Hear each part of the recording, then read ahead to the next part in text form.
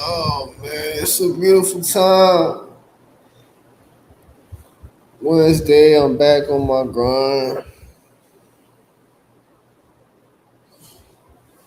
As always, man. Today, or you said tomorrow, I can cut the locks out.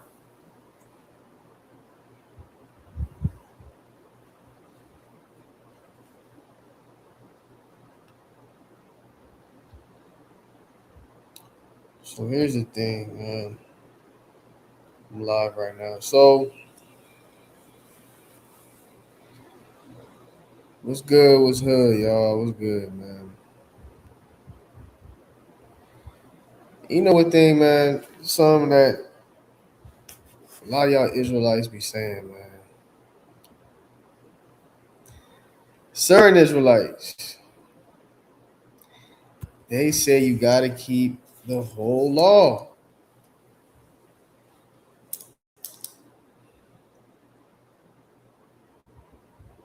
You gotta keep all 614 laws, man. Understand? So,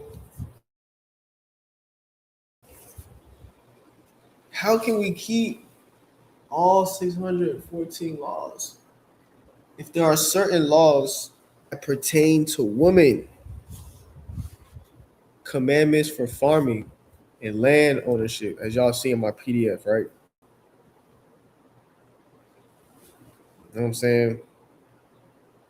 Certain commandments for kings and leaders, certain commandments for priests and Levites, you know? And it makes sense. It makes sense, don't it? Right?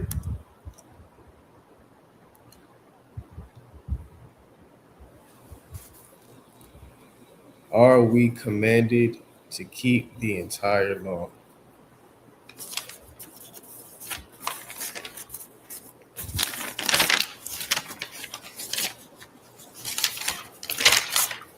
Now I'm about to go. Hold on.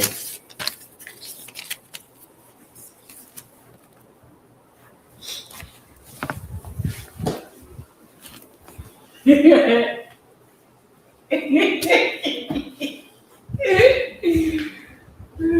you going? Yeah. You know, something to really, think about, man.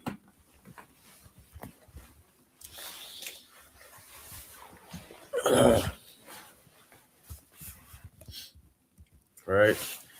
Are we commanded to keep the entire law? The Bible, right? So I am your host with the most, man, King Hebrew, man. Welcome to King Hebrew Reports.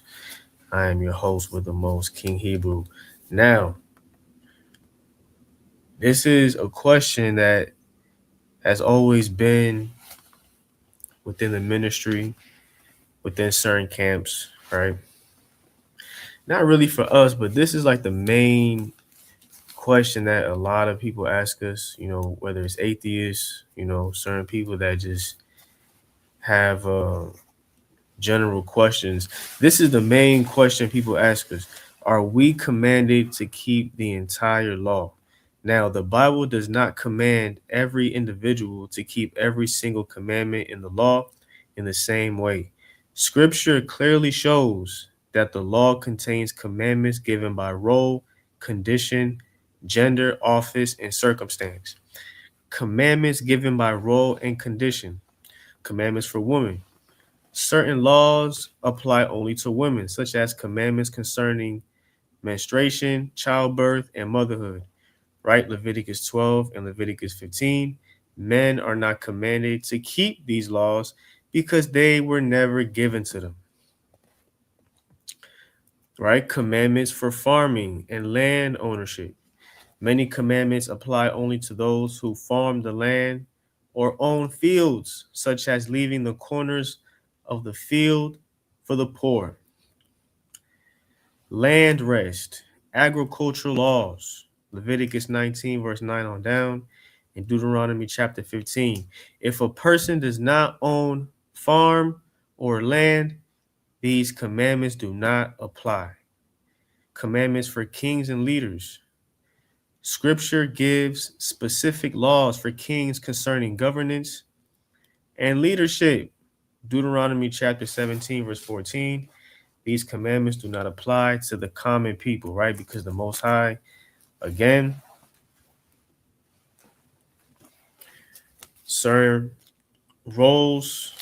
You got kings, you got leaders, officers, captains, right? People were given different roles. People were given different roles and offices. You got senators, you got Republicans, you got governors, you got presidents, right? Different offices. So let's get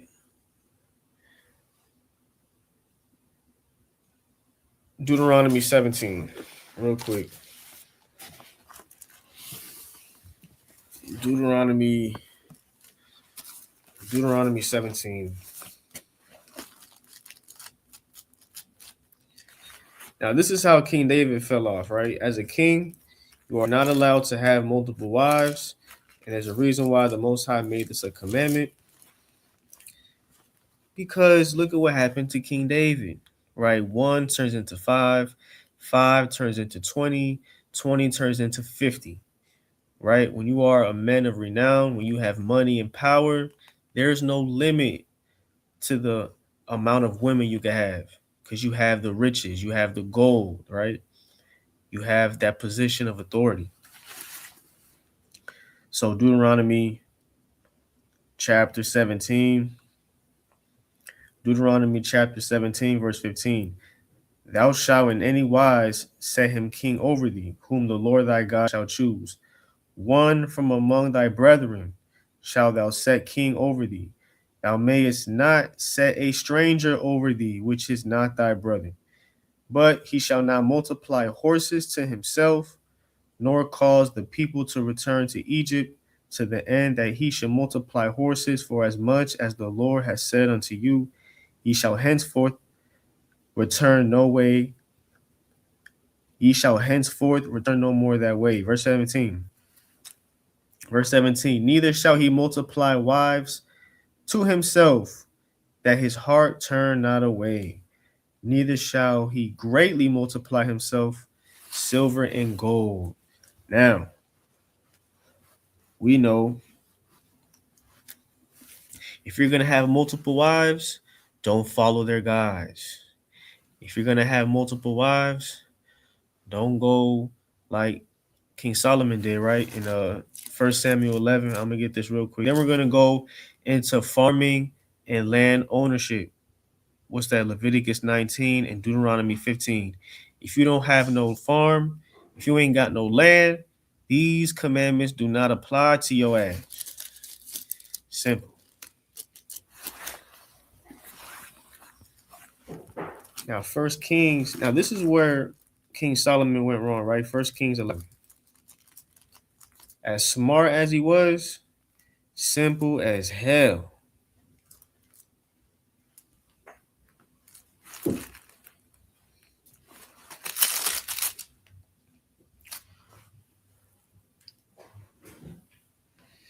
So we read this right in Deuteronomy chapter 17, verse 17. A king shall not multiply wives to himself. Now, 1 Kings 11 and 4. For it came to pass when Solomon was old that his wives turned his heart away after other gods and his heart was not perfect with the Lord his God, as was the heart of David his father. For Solomon, verse 5, for Solomon went after Ashtoreth, the goddess of the Zidonites, or excuse me, the goddess of the Sidonians, and after Milcom, the abomination of the Ammonites. Verse 6, and Solomon did evil in the sight of the Lord, and went not fully after the Lord, as did David his father. Now, verse 9, and the Lord was angry with Solomon, because his heart was turned from the Lord, God of Israel, which had appeared unto him twice. So even though King Solomon's going after these other guys, right? The Most High God still appeared. He tried to give King Solomon a second chance. It said he appeared to him twice. Verse 10, and had commanded him concerning this thing, that he should not go after other gods, but he kept not that which the Lord commanded. So the Most High God, he appeared to Solomon twice, tried to give him a second chance. He didn't listen. So, but if you're a king, if you're not a king, this does not apply to you. Now, Leviticus 19, land and ownership. For those who have land, for those who have a farm, you understand? If you have oxen, you have cows. What's that? Leviticus 19.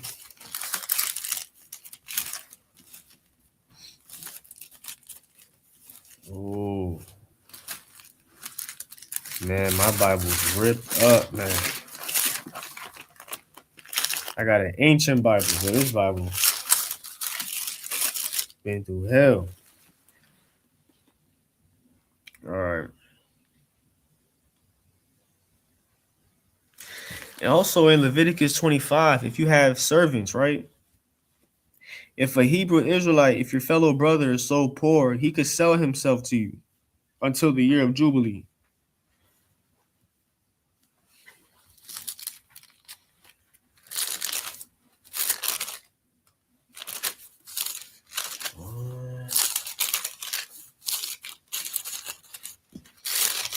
Madness. What? All right, so Leviticus 12 and 15, these are laws. These are commandments for women, right? In the menstruation, childbirth, and motherhood. Many commandments apply only to those who farm the land or own fields.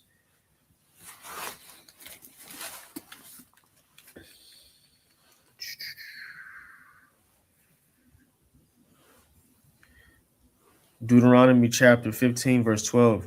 And if thy brother, an Hebrew man or a Hebrew woman, be sold unto thee and serve thee 6 years, then in the seventh year thou shalt let him go free from thee. Verse 13, and when thou sendest him out free from thee, thou shalt not let him go away empty. Verse 14, thou shalt furnish him liberally out of thy flock, out of thy floor, out of the winepress, of that wherewith the Lord thy God hath blessed thee, thou shalt give unto him.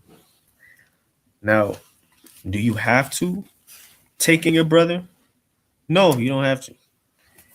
If you choose to, if you're in the financial position to take a brother or sister in who cannot financially take care of themselves, you know what I'm saying? Does this apply to everybody? No. It applies to certain people.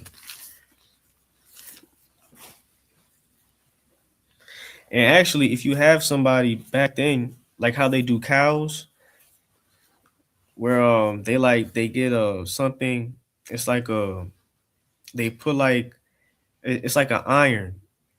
And if you have a slave that actually decides to stay with you forever, you could stamp them. I forgot what it's called. Let me look it up real quick. It's like an iron that they put on cows.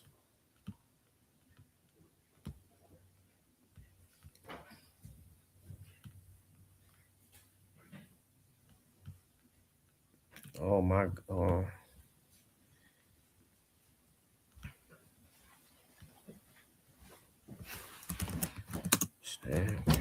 cows with iron.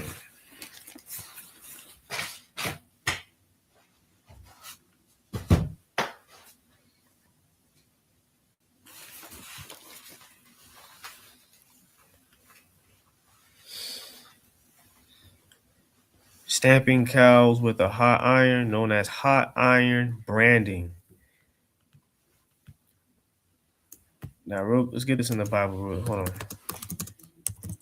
It should be in Deuteronomy. Now, if you have a Hebrew servant, not a slave, but a servant, if he chooses to stay with you, you could get a hot iron, right? And you could brand him.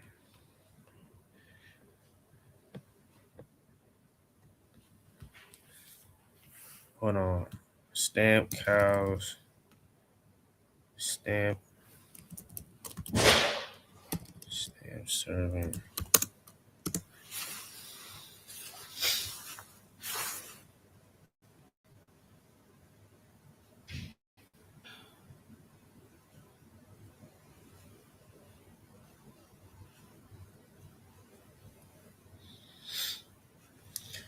All right, Exodus 21 and 16.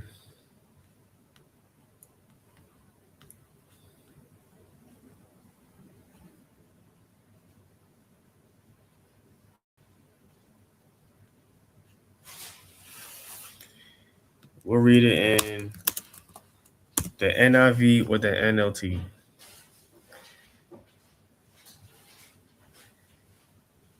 Now, also, if your servant has, let's say you take in a servant, right, and he has children, those are actually considered your children. If he has children within your household, if you take him in as a servant, and if he has a wife and they have children, they're actually considered your children because they had children in your house.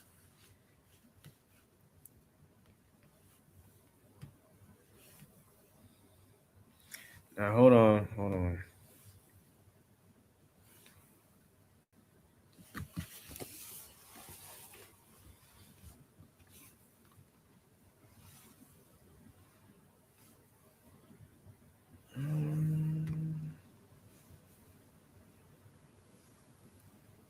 Oh, verse 6. Okay. All right, it's the book of Exodus, chapter 21, and verse NLT.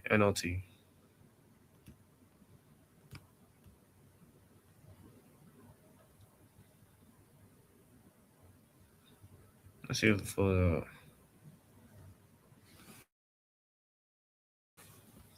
book of Exodus, chapter 21, verse 1. These are the regulations you must present to Israel. Verse 2. If you buy a Hebrew slave, he may serve for no more than 6 years. Set him free in the 7th year, right? The year of Jubilee.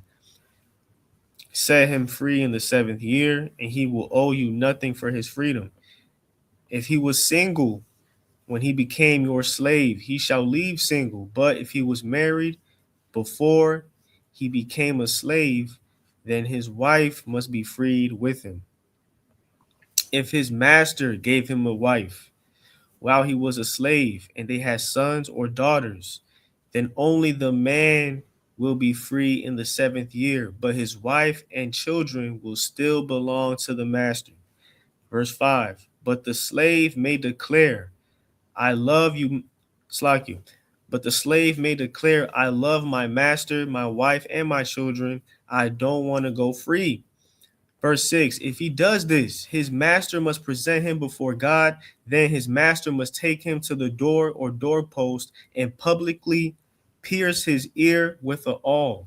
After that, the slave will serve his master for life. Pierce. Now let's Google, right? Pierce, hold on. In awl. Let me look up in awl.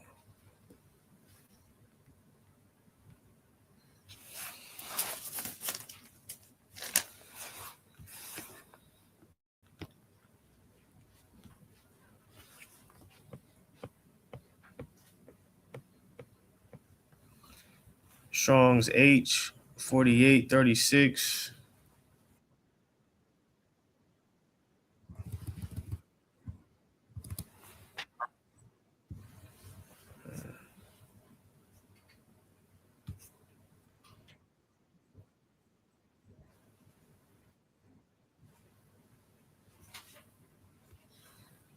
Oh, let's get down.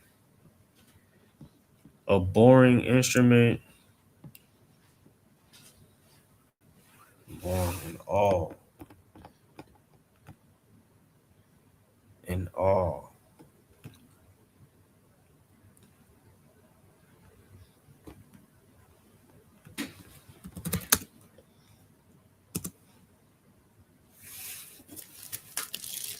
Nope, nope, nope, nope.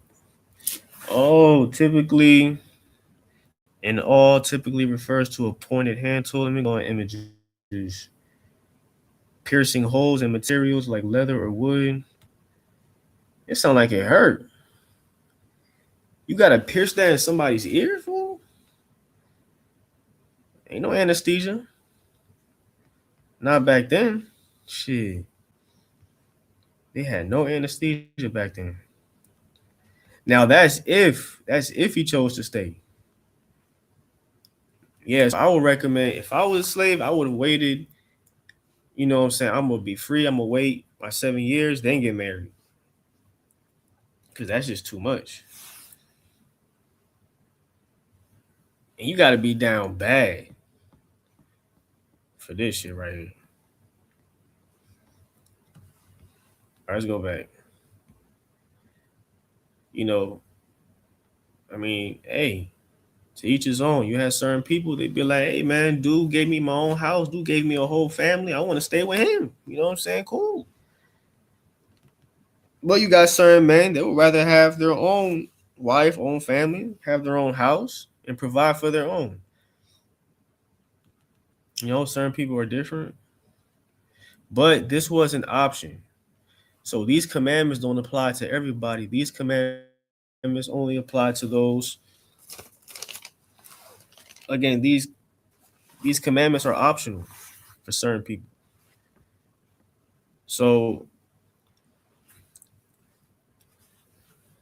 again, you had the commandments for the priests and Levites, right? Sacrificial duties, temple service, priestly garments were commanded only to the sons of Levi.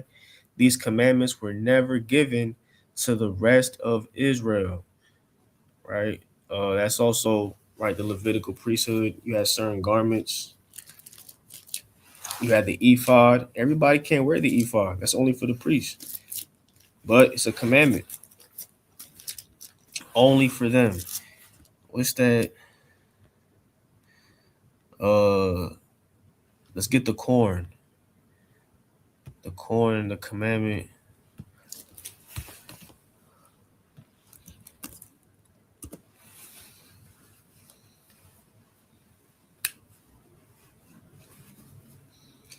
You got spiritual gifts.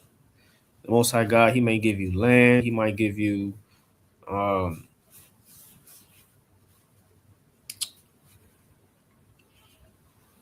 I had a woman. I had a English teacher. She didn't have no kids, right? She was in her 50s. Very nice lady. Never had kids. Not one child. Very nice lady. Now Leviticus 15 doesn't apply to her because she never had kids, even though she could have. Those commandments never apply to her because she never had children.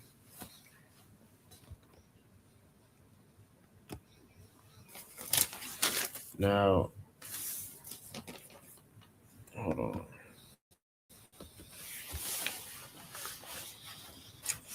Corn. I gotta get the corn.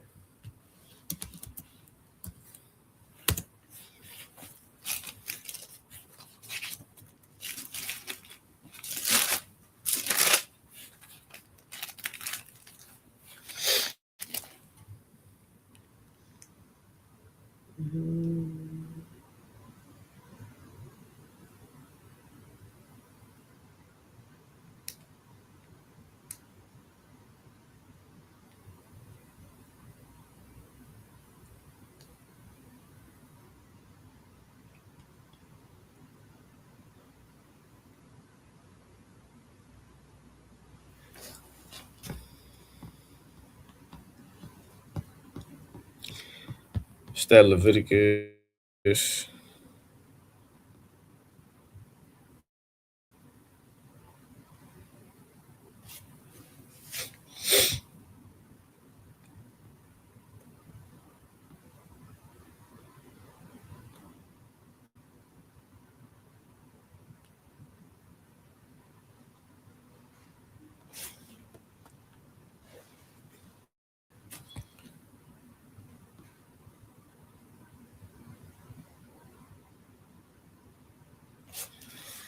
It's that Leviticus 19.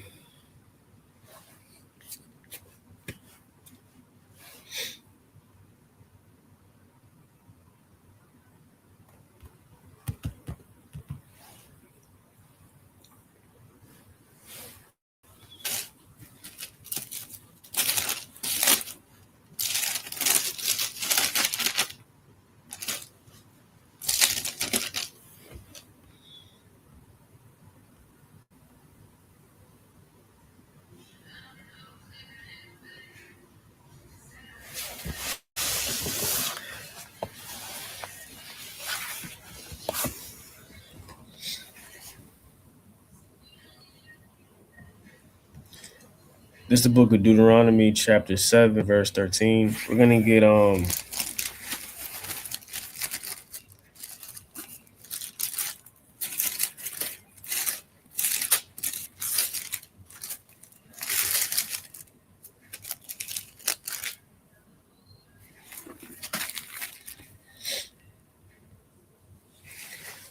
is the book of Deuteronomy, chapter 28, and verse 1. And it shall come to pass, if thou shalt hearken diligently unto the voice of the Lord thy God, to observe and to do all his commandments which I command thee this day, that all these at to observe and to do all his commandments which I command thee this day, that the Lord thy God will set thee on high above all nations of the earth. Verse 2.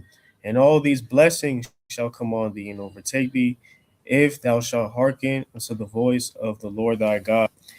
Deuteronomy chapter 7, verse 13. And he will love thee and bless thee and multiply thee, and will also bless the fruit of thy womb, and the fruit of thy land, thy corn, and thy wine, and thine oil, the increase of thy kind, and the flocks of thy sheep, in the land which he shall swear unto thy fathers to give thee. Now, certain men will not have children, certain women won't have children. You won't be given land. What comes with land? Corn, wine, and oil. You got vineyards, oil.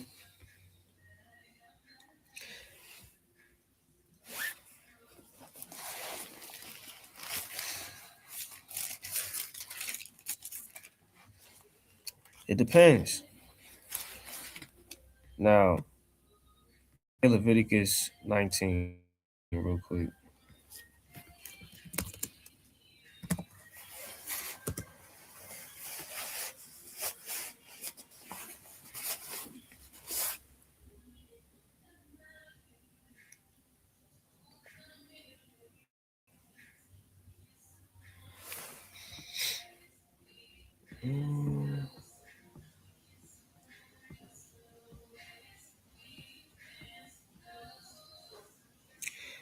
Leviticus 19 and 9. And when ye reap, I'll do it in the NLT.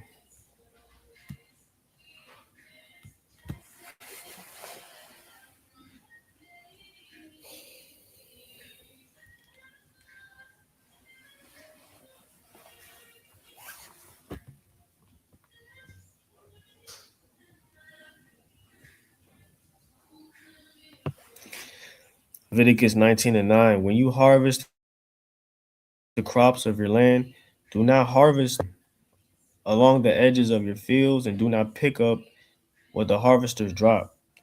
It is the same with your grape crop. Do not strip every last bunch of grapes from the vines, and do not pick up the grapes that fall to the ground. Leave them for the poor and the foreigners living among you. I am the Lord your God. Now, so do not strip every last bunch of grape, right? So just leave some, right? Take in what you can and leave the rest for the hungry. Now, this is if you have land. If you don't, this law does not pertain to you. It's only for those who have land. Some people are given land through inheritance. We read that also in Jeremiah. Jeremiah bought land. So if you go to the book of Ruth, right, those brothers had to get land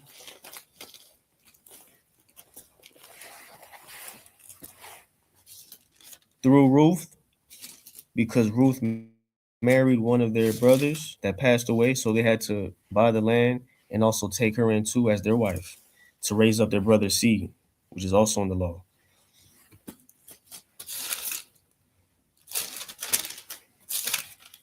Uh,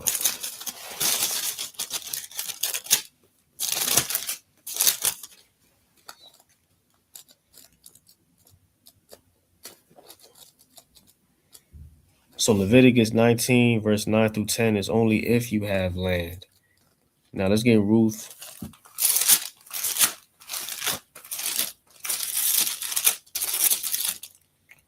Uh, we'll get Ruth, the second chapter.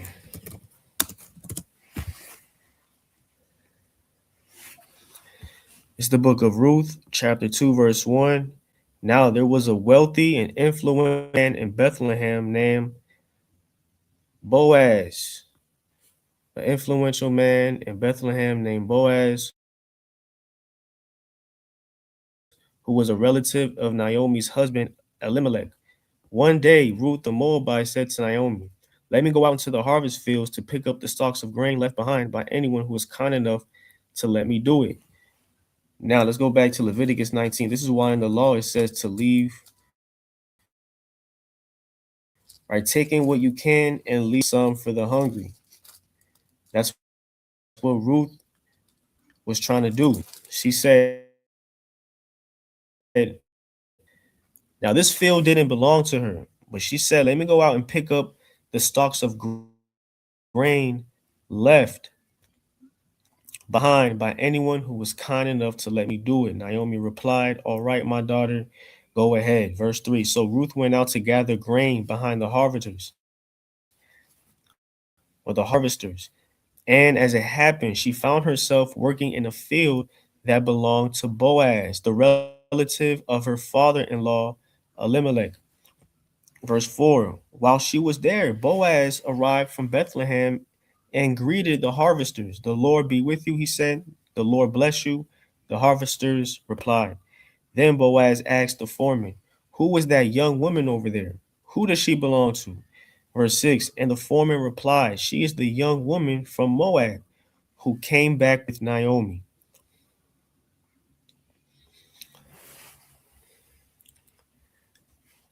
Uh,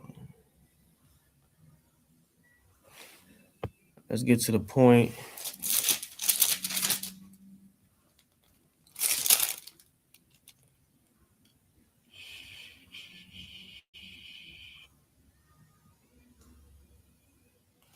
Verse 11. I'm going to just get to the point.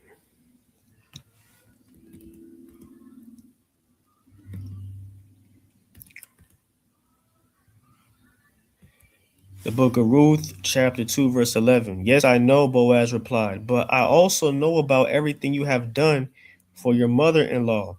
Since the death of your husband, I've I have heard how you left your father and mother and your own land to live here among complete strangers. Verse 12. May the Lord, the God of Israel, under whose wings you have comforted me by speaking so kindly to me, even though I am not one of your workers.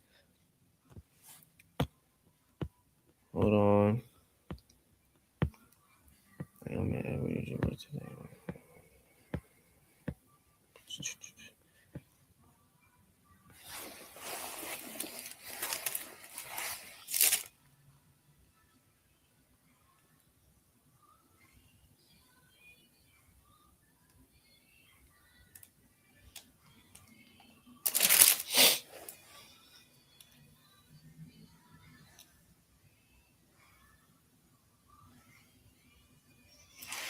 Let's get Ruth chapter 4, verse 3. I'm trying to get to the point. Ruth.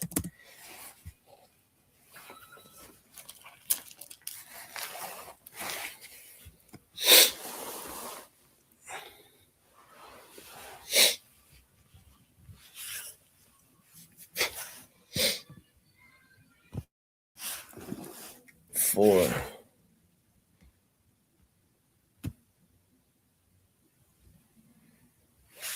Let me get to the point.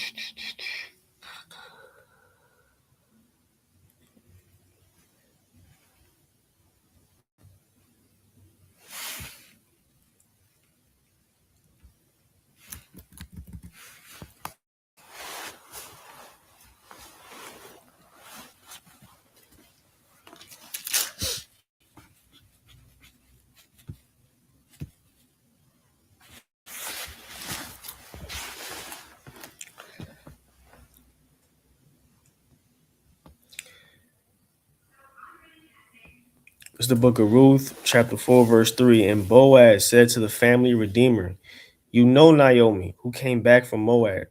She is selling the land that belonged to our relative Elimelech. I thought I should speak to you about it so that you could redeem it if you wish. If you want the land, then buy it here in the presence of these witnesses. But if you don't want it, let me know right away, because I am next in line to redeem it after you." The man replied, "All right, I'll redeem it." Verse 5. Then Boaz told him, "Of course, your purchase of the land from Naomi also requires that you marry Ruth, the Moabite widow. That way she can have children who will carry on her husband's name and keep the land in the family." Verse 6. Then I can't redeem it. The family redeemer replied, "Because this might endanger my own estate. You redeem the land, I cannot do it." Verse 7. Now, in those days, it was the custom in Israel for anyone transferring a right of purchase to remove his sandal and hand it to the other party. This publicly validated the transaction. Verse 8. So the other family redeemer drew off his sandal as he said to Boaz, "You buy the land." Verse 9. Then Boaz said to the elders and to the crowd standing around, "You are witnesses that today I have bought from Naomi all the property of Elimelech, Kilion, and Mahlon." Because remember, these are their brothers. Now, Naomi was not Naomi, the other, because she had a sister. So these two Moabites, they had two husbands. Both of them died. They both died. I think it was Mahlon. Like he said, it was Elimelech. Elimelech died, and Mahlon died. So the two sisters had two husbands, and they both died. So their brothers are trying to take the land back to keep it within the family. So hold on, it's hold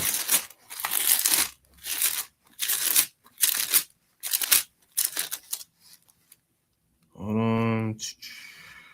It's the book of Ruth, chapter 1, verse 1 or verse 2. And the name of the man was Elimelech, and the name of his wife Naomi, and the name of his two sons Mahlon and Chilion, Ephrathites and Bethlehem, Judah. And they came into the country of Moab and continued there. And Elimelech, Naomi's husband, died. She was left and her two sons.